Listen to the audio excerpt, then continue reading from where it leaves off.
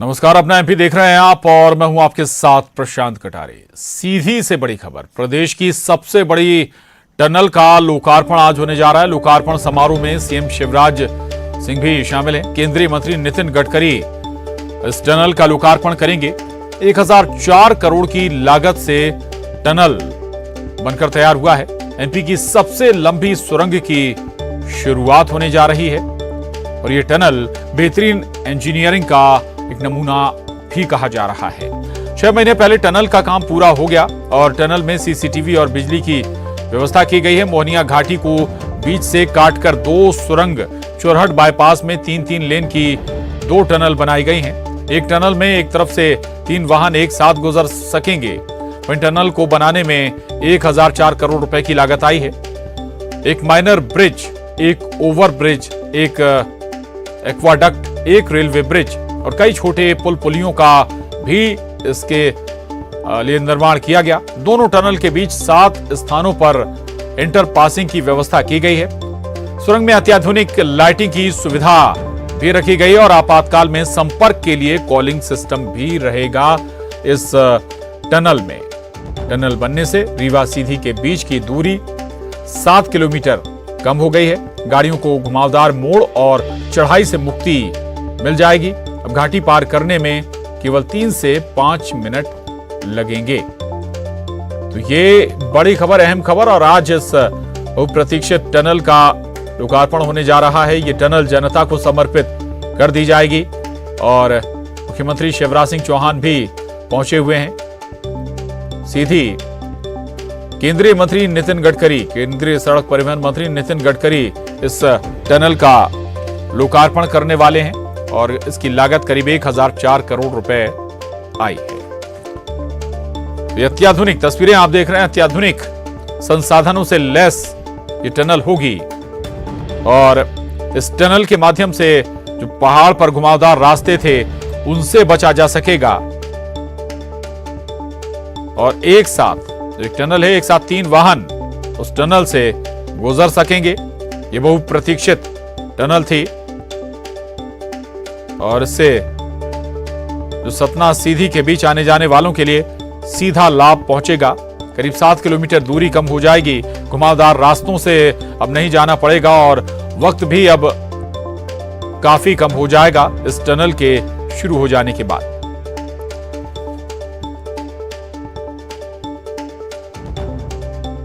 तो ये तस्वीरें आपको दिखा रहे हैं। केंद्रीय मंत्री नितिन गडकरी इसका लोकार्पण करने वाले हैं। मुख्यमंत्री शिवराज सिंह चौहान इस मौके पर पहुंचे हुए हैं। सीधी स्थानीय सांसद भी मौजूद हैं। रीवा सांसद और सीधी सांसद दोनों इस मौके पर उपस्थित हैं। मुख्यमंत्री शिवराज सिंह चौहान पहुंचे हैं इस खास मौके पर। आपको बता दें कि केंद्रीय मंत्री नितिन गडकरी इस टनल का लोकार्पण करने वाले हैं, जनता को समर्पित करने वाले हैं। और सड़क परिवहन से जुड़े प्रोजेक्टों का अगर हम जिक्र करें तो केंद्रीय स्तर के जो प्रोजेक्ट हैं समय सीमा के भीतर उनका निर्माण हो रहा है और जनता के लिए वो समर्पित किए जा रहे हैं। हालांकि 6 महीने पहले ही टनल का काम लगभग पूरा हो गया था, लेकिन इसके बाद उसमें जो अत्याधुनिक टेक्नोलॉजी से उसे लैस किया जाना था, बाकी समय इन तमाम चीजों में लगा है।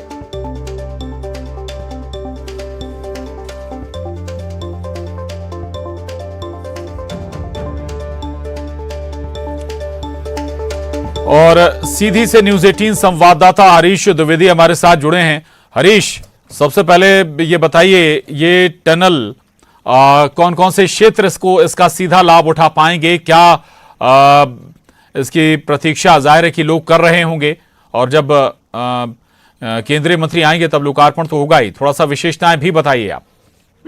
बिल्कुल, जिस तरीके से बताया प्रधान की ये रांची से झांसी का मार्ग है और उस मार्ग में एक बड़ा मुख्य मार्ग था ये, और जो मोहनिया का जो टर्मिनल था एक जो इसके पहले जो पहाड़ी थी वो घाट कहीं न कहीं वाहनों को चढ़ने में थोड़ा सा कठिनाइयों का सामना करना पड़ता था। इसके साथ साथ जो लोडिंग वाहन होते हैं उनमें भी उनमें बड़ी कठिनाइयां आती थी।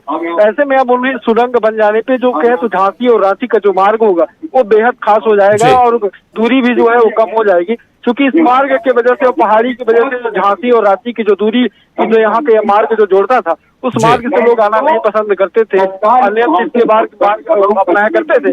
लेकिन इस टर्मिनल के बन जाने से झांसी और रांची का भी मार्ग बिल्कुल पूरी तरीके से उससे चलेगा। हालांकि आपको बता दूं प्रशांत कि फिलहाल अभी मुख्यमंत्री जो है सीधी पहुंच चुके हैं और सीधी में एक सभा को संबोधित कर रहे हैं। यहाँ भी तमाम जो है वो योजनाएं हैं जो मुख्यमंत्री जन अभियान की ओर से जो चलाई जा रही थी उसमें तकरीबन 1,25,000 से अधिक हितग्राहियों को लाभान्वित किया जा रहा है। और हालांकि अब यहाँ से इस सभा को संबोधित करने के बाद मुख्यमंत्री भी यहाँ से हवाई हेलीकॉप्टर के मार्फत जो है टर्नाल तक पहुंचेंगे। इसके बाद वहाँ केंद्रीय मंत्री से मुलाकात कर उसका लोकार्पण करेंगे। प्रशांत बिल्कुल बिल्कुल बिल्कुल तो लोकार्पण होने जा रहा है। आप बता रहे थे लोडिंग वाहन यानी कि जो ट्रांसपोर्ट वाहन है, बड़े वाहन है, वो भी आसानी से सुरंग से गुजर सकेंगे। ये पहाड़ था चुहिया घाटी और मोहनिया घाटी, ये बेहद बहुत बड़ा एक घाट है। इस घाट में जो सड़क बनी हुई थी उससे कहीं कहीं जो लोडिंग वाहन होते हैं तो अगर वो क्षमता से अधिक है, अगर उसमें लोडिंग है या अगर क्षमता तक भी है तब भी जो बड़ी बड़ी चढ़ाइयां थी उनको चढ़ा पाने में उनको कठिनाइयों का सामना करना पड़ता था। ऐसी स्थिति में जब टर्नाल बन गया है तो टर्नाल के अंदर से निकलने से जो है तो बड़े वाहन भी वहां से गुजर सकते हैं। उसके लिए भी टर्नाल के अंदर बेहद खास तरीके से व्यवस्था की गई है और ऊंचाइयों का, लंबाई चौड़ाई का भी इसमें विशेष ख्याल रखा गया है कि जितने भी बड़े वाहन हो जो इस मार्ग से अब जो सीधा जा सकते हैं। प्रशांत जी बिल्कुल बिल्कुल, यानी कि तमाम बड़े वाहन भी इस टनल से गुजर सकेंगे, सभी तरह की लोडिंग वाहन, लेंदी वाहन भी। और आपको बता दें कि मुख्यमंत्री शिवराज सिंह चौहान सीधी पहुंच चुके हैं। कुछ ही देर में उनकी मुलाकात केंद्रीय मंत्री नितिन गडकरी से होगी और उसी दौरान इस टनल का लोकार्पण हो जाएगा। स्थानीय लोगों को भी राहत मिलेगी इससे, चूंकि आप बता रहे हैं सांची और रांची के बीच ये बेहद लंबा हाईवे होगा, लेकिन स्थानीय लोगों पर भी इसका सकारात्मक प्रभाव पड़ेगा। हरीश बिल्कुल प्रशांत, चूंकि एक बेहद खौफनाक घाटी थी, उस घाटी से आने जाने में लोगों को शाम के वक्त काफी कठिनाइयों का सामना करना पड़ता था और शाम के वक्त बेहद कम वाहन ही उस मार्ग से आते जाते थे। ऐसी स्थिति में अब जब टर्नाल बन गया है, चूंकि दूरी जो है तो तकरीबन 2 से 3 किलोमीटर की हो गई है तो उसको पार किया जा सकता है, जो कि इसके पहले जो दूरी थी तो तकरीबन 15 से 20 किलोमीटर तक चक्कर लगाना पड़ता था। तो आसान जो रास्ते हैं वो आसान हो गए हैं। इससे रीवा सीधी की और सिगरौली जो है तो एक साथ जो है उनका जुड़ाव हो गया है, क्योंकि रीवा से और सीधी का जो वक्त लगता था इसके पहले वो 3.5 घंटे का वक्त लगता था, लेकिन आज के समय पर टर्नाल बन जाने की वजह से अब वहाँ जो वक्त लगेगा वो सिर्फ 1.5 घंटे का वक्त लगेगा रीवा से सीधी पहुँचने में। प्रसाद जी जी बिल्कुल, लोकार्पण जब होगा, तस्वीरों में आप जरूर देख रहे थे, सीधी सांसद नजर आ रही हैं। कौन कौन आज मंच पर रहेगा जब लोकार्पण होगा इस टनल का? व्यवस्था की गई है प्रशासन की ओर से और उसमें जो केंद्रीय मंत्री हैं उसके साथ साथ जो रीवा जिले के प्रभारी जो है वहाँ के मंत्री हैं और क्षेत्रीय जो वहाँ के विधायक हैं, उसके साथ साथ सतना के भी जो क्षेत्रीय विधायक हैं और सिगरौली के क्षेत्रीय विधायक, ये तमाम जो लोग हैं उस मंच में शामिल रहेंगे। और सीधी जिले के जो तमाम जो पार्टी के नेता हैं उसमें खासकर मंच में की अगर बात की जाए तो बीजेपी जिला अध्यक्ष और जो अहम पोस्ट में बैठे जो महामंत्री हैं उनको जगह दी गई है। और साथ ही जो सीधी के क्षेत्रीय विधायक और सांसद, राज्यसभा सांसद है, ये सब मौजूद रहेंगे उनके साथ साथ। लेकिन जो कार्यक्रम होगा इसमें बेहद दिलचस्प होगा, क्योंकि यहाँ से जब हेलीपैड से अभी फिर वहाँ से टर्नाल में जो है तो टर्नाल के बाहर एक सड़क के किनारे ही हेलीपैड बनाया गया है, तो जहाँ अभी कार्यक्रम चल रहा है इस कार्यक्रम स्थल के बाद से यहाँ से सीएम हेलीकॉप्टर से फिर वहाँ कार्यक्रम स्थल तक पहुँचेंगे और वहाँ एक सभा बेहद वहाँ भी एक सभा का आयोजन किया गया है। वहाँ तमाम लोग इकट्ठा होकर फिर वहाँ सभा का संबोधन किया जाएगा। प्रशांत जी चले, नजर बना रखिएगा हरीश, आगे भी आपसे जुड़ेंगे, जानकारी लेते रहेंगे। और धन्यवाद आपका फिलहाल इस पूरी जानकारी के लिए। अब आगे बढ़ेंगे और खबर इंदौर से है, जहां मध्य प्रदेश क्रिकेट एसोसिएशन की वार्षिक बैठक शुरू हो गई है। बैठक में केंद्रीय मंत्री ज्योतिरादित्य सिंधिया भी शामिल हुए हैं। बैठक में मौजूदा कार्यकारिणी को ही निर्विरोध चुनने पर सहमति बन सकती है। वह विलास खांडेकर एमपीसीए के अध्यक्ष बने रह सकते हैं। ज्योतिरादित्य सिंधिया के बेटे महाआर्यमन भी एमपीसीए के सदस्य बने हैं। तो ये बड़ी खबर इंदौर से, मध्य प्रदेश क्रिकेट एसोसिएशन की वार्षिक बैठक इंदौर में शुरू हो चुकी है। बैठक में केंद्रीय मंत्री ज्योतिरादित्य सिंधिया भी शामिल हुए हैं। बैठक में मौजूदा कार्यकारिणी को ही माना जा रहा है कि निर्विरोध चुनने पर सहमति बन सकती है, यानी अभिलाष खांडेकर एमपीसीए के अध्यक्ष बने रह सकते हैं। वहीं ज्योतिरादित्य सिंधिया के बेटे महाआर्यमन भी एमपीसीए के सदस्य बने। खबर बैतूल से। बैतूल में बोरवेल में गिरे मासूम तन्मय जिंदगी की जंग हार गया। 4.5 दिनों तक चले रेस्क्यू ऑपरेशन के बाद भी तन्मय को नहीं बचाया जा सका। 2:30 बजे रात में बोरवेल से तन्मय का शव निकाला गया। उसके बाद उसके शव को पोस्टमार्टम के लिए अस्पताल लाया गया। पोस्टमार्टम रिपोर्ट के मुताबिक चेस्ट कंजेशन और रिब्स ब्रेक होने की वजह से तन्मय की मौत हुई। पोस्टमार्टम के बाद तन्मय का शव परिजन को सौंप दिया गया। तन्मय की डेथ हुई है। लगभग हम लोग का ऑपरेशन लगभग 85 आवर्स चला और एनडीआरएफ की टीम, एसडीआरएफ की टीम, होमगार्ड, लोकल प्रशासन, लोकल पुलिस सभी के समन्वय से उनको बचाने का प्रयास किया गया। पर आज सुबह 6 बजे जब उनका शरीर निकाला गया तो बड़ी दुखद ये घटना है और उनकी मृत्यु हो चुकी है। शुरू से हम लोग ये देखते आ रहे हैं, बड़ा स्पष्टता दृष्टिगोचर था कि वहाँ पर बड़े बड़े पत्थर निकल रहे थे और पत्थरों को काटना और पानी भी भरते जा रहा था। पानी निकालना, पंप से पानी निकाला जा रहा था, फिर वो पत्थर भी काटे जा रहे थे, फिर उनको जेसीबी से बाहर भी करते जा रहे थे। आखिरी के अंतिम समय में जब बच्चे के पास पहुंच रहे थे तब स्थिति और सेंसिटिव हो गई थी। बहुत नाजुक और बारीकी से उनको निकालने का प्रयास किया जाना था, तो भरसक प्रयास की गई पर उनकी डेथ हो गई। और ग्वालियर से बड़ी खबर सामने आई है, जहां पानी को लेकर हुए विवाद में 2 पक्षों में जमकर मारपीट हो गई। मारपीट का वीडियो सोशल मीडिया पर वायरल हो रहा है। घटना बहुड़ापुर थाना इलाके के किशन बाग की बताई जा रही है। वहीं फरियादी की शिकायत पर पुलिस ने मामला दर्ज कर जांच शुरू कर दी है। ये बड़ी खबर है ग्वालियर से, जहां पानी को लेकर इतना विवाद हो गया कि 2 पक्षों में जमकर मारपीट हो गई। सुशील कौशिक हमारे साथ जुड़े हैं जानकारी के साथ। सुशील, महज पानी को लेकर यह विवाद, आखिरकार तस्वीरें भी दिख रही हैं, ऐसा लग रहा है एक दूसरे के जान के प्यासे हो गए लोग। बिल्कुल, देखिए इलाके में पानी भरने की बात को लेकर ये पूरा विवाद हुआ है। ग्वालियर के बौड़ापुर थाना क्षेत्र के किशनबाग इलाके की ये पूरी घटना है। इस घटना में साफ तौर पर नजर आ रहा है कि 2 परिवार जो है आपस में भिड़ गए और उनमें लाठी डंडो, लात घूसो, तमाम जो बातें होती है विवाद के दौरान वो सारी घटनाक्रम हुआ है। और इस बात जो फरियादी है जिसके साथ पिटाई हुई है उसने बौड़ापुर थाने में शिकायत दर्ज कराई है। पुलिस ने मारपीट का मामला दर्ज कर लिया है। इसका एक वीडियो भी सामने आया सोशल मीडिया पे जो घटना के दौरान लोगों ने बनाया था, तो पुलिस अब इसमें कार्रवाई कर रही है।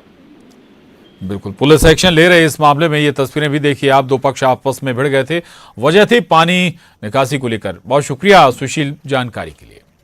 अगली खबर का रुख करेंगे। बुरहानपुर के सीवल बाखड़ी रोड पर वन विभाग की टीम पर अतिक्रमणकारियों ने पथराव कर दिया। पथराव में पुलिस की गाड़ी के शीशे टूट गए। घटना में किसी को कोई चोट नहीं आई है और आरोपियों के खिलाफ मुकदमा दर्ज किया गया है। आपको बता दें कि पहले भी वन कर्मियों पर कई बार हमले हो चुके हैं। और राजगढ़ से बड़ी खबर है, खाद की कालाबाजारी जारी है। राजगढ़ से खबर है, प्रशासन की नाक के नीचे खाद की कालाबाजारी हो रही है। प्रशासन की नाक के नीचे ब्लैक में खाद बेची जा रही है। ट्रॉली के जरिए बताया जा रहा है कि ये गोरखधंधा हो रहा है। किसानों को ब्लैक में खाद बेची जा रही है। वायरल वीडियो में ब्लैक मार्केटिंग का खुलासा हुआ है। वायरल वीडियो की न्यूज़ 18 पुष्टि नहीं करता। कितने रुपए में दी? 300। कितने में आता है यूं कट्टा? 270 में। अच्छा, तो ब्लैक में दे रहे हैं। हाँ। कौन सी सोसाइटी वाले दे रहे हैं ये? यह मालूम नहीं है। ये अचानक ट्रक यहाँ उतरा? हाँ। अच्छा, कितने की दी है?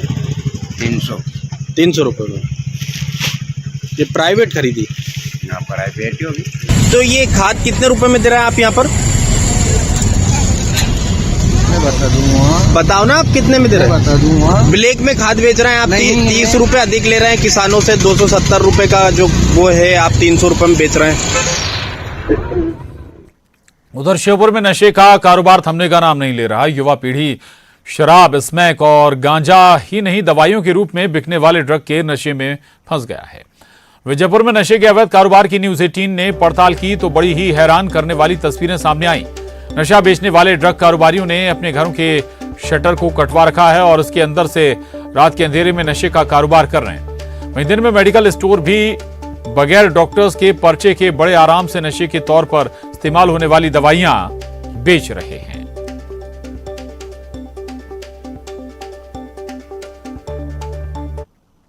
जो है कोई खांसी की शीशी आती है उसको बहुत से बच्चे पी रहे हैं और बहुत से बच्चे जो नींद की गोलियां या और कोई नशे की कोई गोलियां आती हैं उनको जो है खा रहे हैं जो है। तो मैं तो ज़्यादातर देख रहा हूँ विजयपुर को युवा ही नहीं किशोर बच्चे भी हैं जो वो भी जो है मेडिकल के नशे में जो है लिप्त होते जा रहे हैं और जो बहुत दुर्भाग्य की बात है विजयपुर के लिए।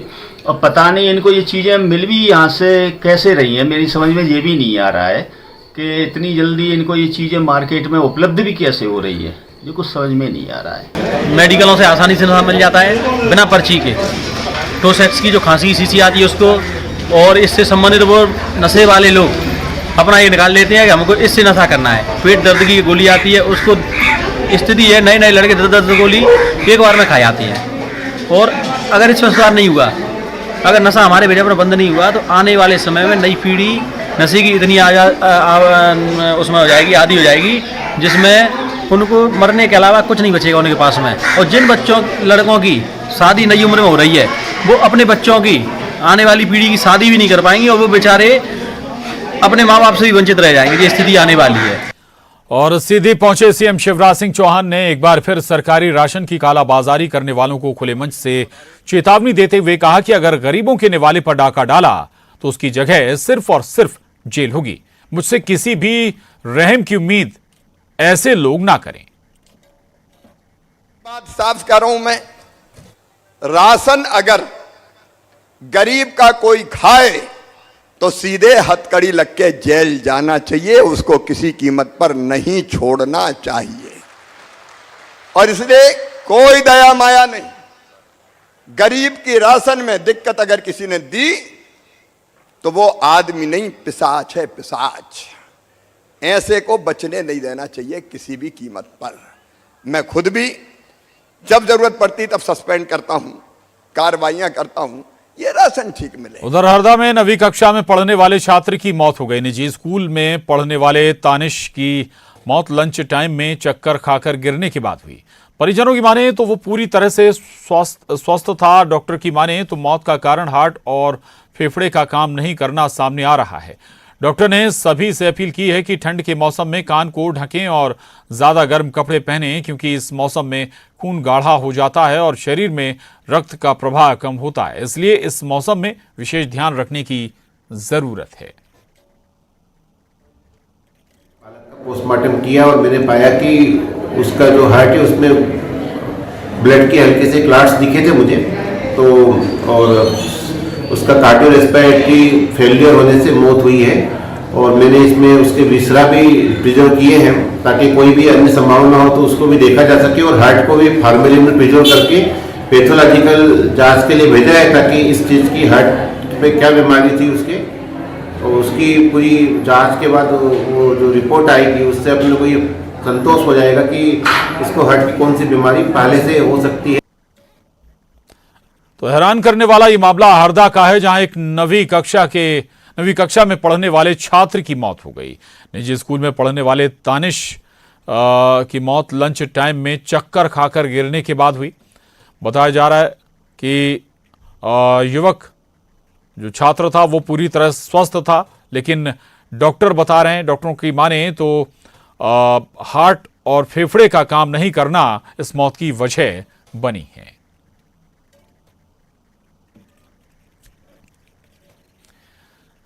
और अब देखिए 25 सेकंड 25 खबर। रीवा में केंद्रीय मंत्री नितिन गडकरी मोहनिया टनल का करेंगे